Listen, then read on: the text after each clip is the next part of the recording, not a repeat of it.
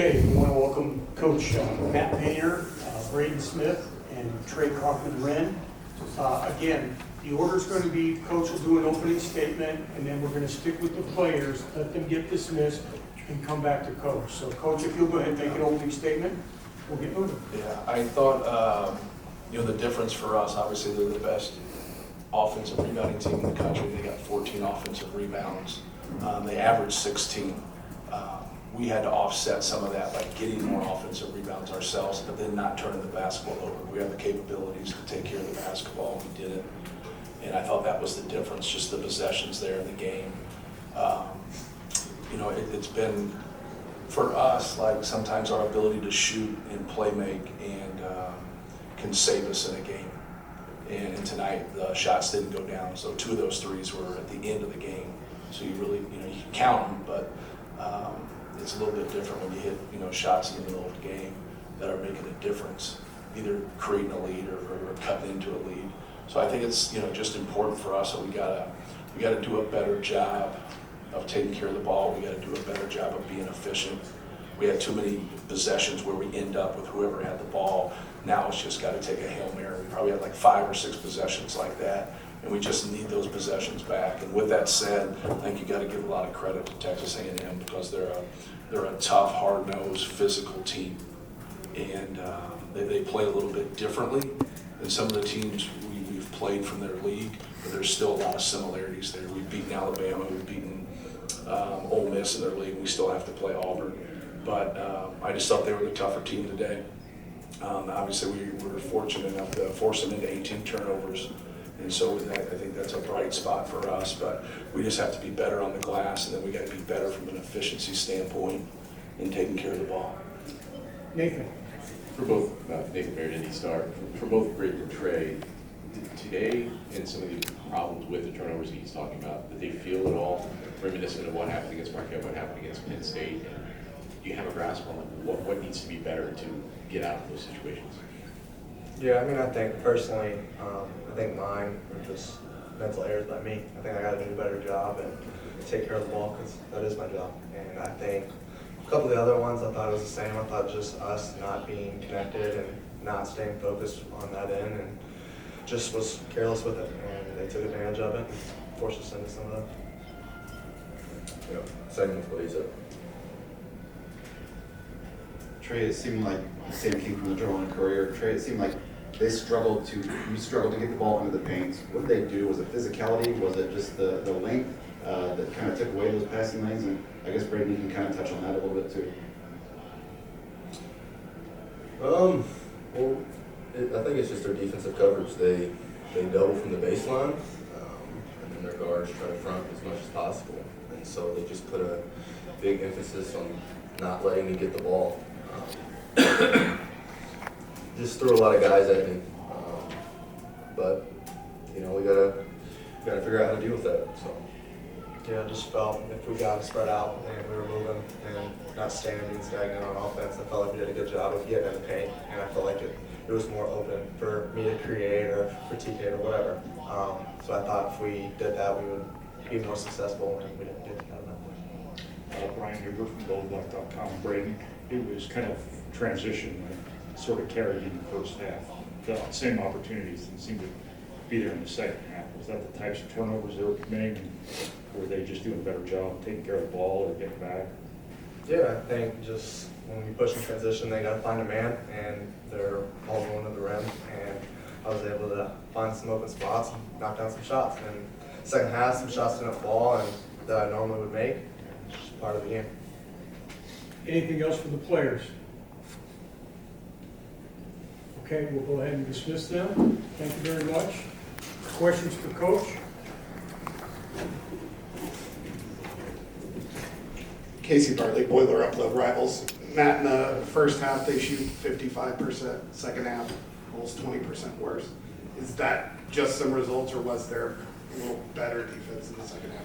Yeah, I thought we did a better job, even though not great, of containing the dribble. You saw the lob that happened early in that first half. The guy just beats us and really puts our big in a bad spot as he's opposite of the other block. But I just thought anytime you can't contain the dribble and you have to overhelp and then shots go up, they take tough shots. It's almost like centering the puck. Like they just like take tough shots because they know they have two guys on the weak side, they're gonna kill you on the glass. So like those guards just wheel and deal, then you play pretty good D, but if you have to stay and help, they're one of those teams, if you can stay out of help and contain the dribble, now you've got good blockout responsibilities. And if you're giving up some in some spots physically, now like you're stuck. You're like to the ball too much almost, if that makes any sense. But yeah, they got us there. I thought at times we did a good job rebounding. Then at other times we had to stop the ball. We had to double the post, and then the ball, got out of it. But they're not a great shooting team. And I thought, they made some key threes today. This is one of the better games percentage-wise. They've shot the basketball. They shoot 29% against high major teams. So, and that had to do with maybe us over-helping and them spraying it out, and shots were just too open. But there wasn't anything schematically different in the second half. We just did a little bit better job. We backed our guy up some and tried to, just kind of put our feet on the three-point line, but we couldn't do that with Wade Taylor because, he's got such good range. Matt, Greg Dole here at the Star. You referenced the turnovers, and Braden said something like, just us not being connected led to some of that. How much of that is playing a team as physical as Texas A&M, and were you guys ready? I know you're ready for it, but it's kind of hard to be ready for it until you actually run into it, right? Yeah, but we've played, NC State and Ole Miss and Alabama, Maryland, Penn State. So we've played a lot of people to be prepared for this. I thought he had some where they got physical with him, but I thought he had some unforced errors too. When you go back and look at it, I always say if he had 6 turnovers, they all 6 of them stand alone. You just can't unless you got 3 seconds 6 times, right? So like, you're passing off of one hand and you jump in the air and pass on the other one, and then, you just don't make a pass and then you get it deflected. It's just not clean. Like you could just go through the list of stuff. He's just got to be better. Like, it's one of those things that should give you confidence as a player because we always come back to him. He's a great player. And, there's not very many teams that are going to face other great teams or other good teams, however you want to look at it, when their 2 best players or three best players or 4 best players don't play well. And then when we just got it, that's your job as a coach is to be able to get them to collectively play better together. And sometimes you can lose thought or lose kind of like not give the other team credit. You still got to give the other team credit. Like they were out there too, right? And they were making those plays. But when you can handle it and pass it and you can run the show like him, like you get a little spoiled sometimes, but there's always guys out there coming after you and defending you. He just had a super game the last game. Might have been one of his best games at Purdue. And I know he wants that, but we just got to get, we just got to be more consistent than we've been. Matt Dillon-Smith from the Journal-Gazette. Fletcher had 12 points in the first half and none in the second half. What did they do to kind of slow him down and take him out? Yeah, well, we're going to play through, actions and different things. And, he was able to do a good job in that first half of when people were coming to him on closeouts, driving the basketball. He got one in transition. He got a couple others where he got to the free throw line. He made a couple layups there. He made a pull up to start the half. And so he got him in those closeouts. And in the second half, they did a better job. We didn't get him behind plays as much. And then that's where Fletcher's the best. Like when he gets clean looks or he gets somebody into a closeout, now he can attack that closeout and get there. He just didn't have as many opportunities as he did in the first half. Obviously, teams are going to try to take Trey as much as possible. Going through the list of the ways they did that today. At the same time, I think in all 3 of the losses, you've been able to trace back to getting away from going through him as being a problem. So I guess what's the solution to that when teams are taking that away? Is it not forcing it through him, but emphasizing it, or is it got to come from somewhere else to? Yeah, well, he got the basketball at times, especially in the first half. So. The guys that had the ball the most, turn the ball over the most also.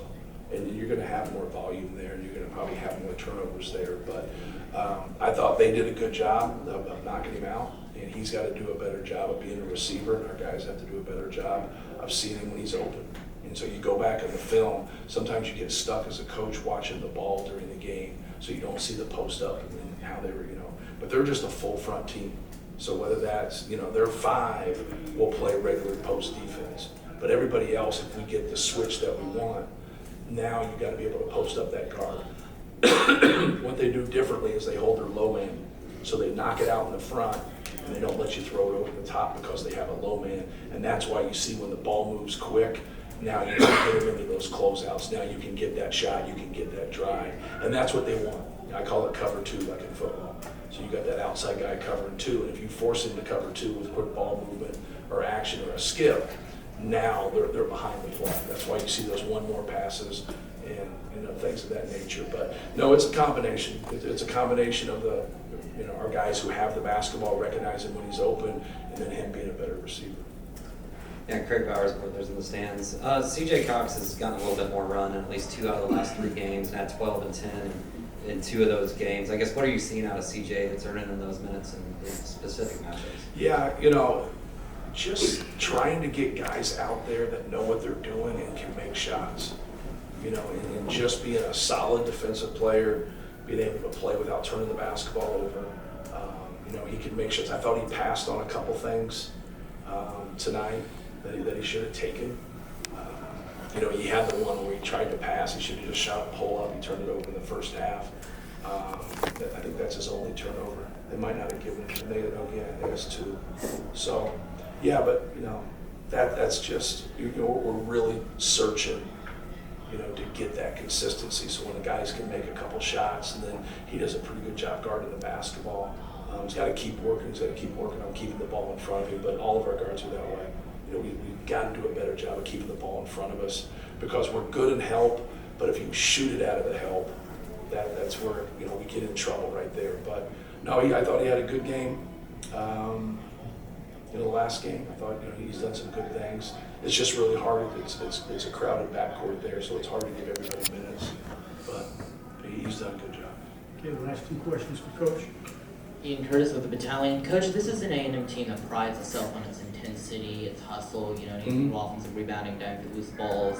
How do you kind of prepare your team for that, and how do you think you'll react it and kind of handle that? Yeah, well, we've played a lot of people very similar to him already, and we just have to do a better job of taking care of the basketball. But I love their toughness. I love how hard they play. I've faced him at, I don't know how many stops. Definitely Virginia Tech. I didn't face him at Marquette. But, he's a good coach. Known him for a long time. Works very hard at it. But he recruits to that physical, tough, athletic, and then just, they just went to where rebounding the basketball is their niche. And you can see it out there. And so like this right here, nobody feels good about it, but we're definitely a better team for playing them. Because if you can handle that physicality and realize that's always your measuring stick, right? So when you play people, like now, oh, that's what it looks like. And we faced a lot of people like that so far. And so that's the standard. You want to keep your program at a certain standard, and you can only do it by playing the best teams that are out there. And obviously the SEC's got a lot of talent. Now, last year, obviously, you had Zach and Trey that could score in the post. It's been pretty reliant on Trey this year.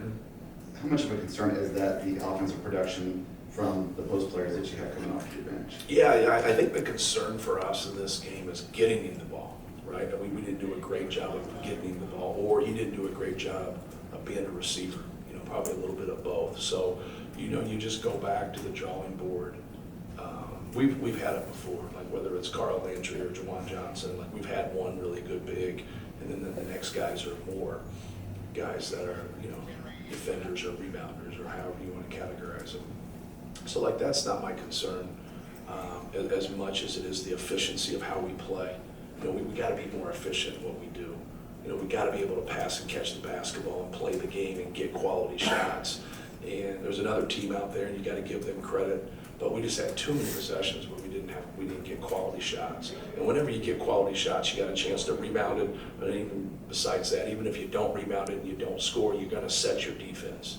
But when you're playing from behind and you're taking tough ones, and they dictated way more than we wanted tonight. I thought their defense dictated a lot of things, And we have faced teams, as good as them, as athletic as them, maybe not as good as an offensive rebounding team as them, but we have faced teams as good as them or even better than them. And so, like, we're prepared for that. So that's what's frustrating for us, is that give them credit, but I also felt like we beat ourselves. I felt we had some unforced errors there that, that you just can't have. If you're going to get out rebounded by 11, you can't do that. You got to be able to make more shots. You got to be more efficient out there. But no, Trey's worked really hard. To his defense, he's been very patient. A lot of people would have ran out the door, right?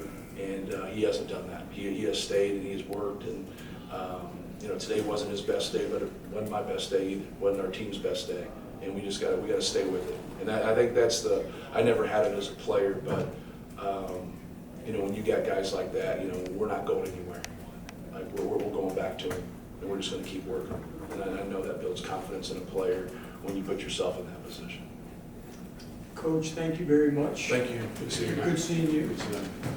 Good seeing you.